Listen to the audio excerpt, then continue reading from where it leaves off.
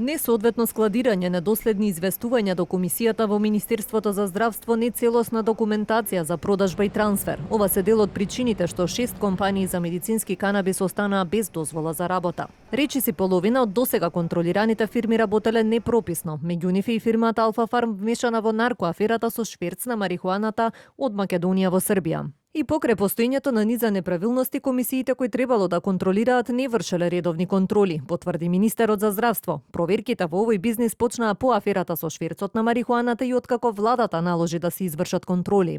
И постоечкиот закон, ние сме обврзани како држава да имаме агенција или сектор внатре во Министерството. Не е направено тоа и ние сме свесни дека со 5 луѓе кои што освен опис на работно место дополнително ова го работат, ние сме свесни дека човечките капацитети се многу лимитирани и затоа можеби не биле постапени и контроли, редовни контроли во тие институции. Контролите продолжуваат. Во вкупно 43 фирми за медицински канабис ке се вршат проверки. Со оглед на системските пропусти кои дозволуваат злоупотреби, министерот Алију повторно најави нови построги законски регулативи во овој бизнис, кои допрва ке се прецизираат. Ние дефинитивно ќе имаме ново законско решение која што дефинитивно ќе има рамка која што нуди или нема да може да се злоупотреби или реченици кои што не се докрај доречени за да може да се злоупотребат. За шверцот на марихуаната обвинителството за гонење на организиран криминал и корупција отвори истрага против 6 лица, а двајца се во 30-дневен притвор.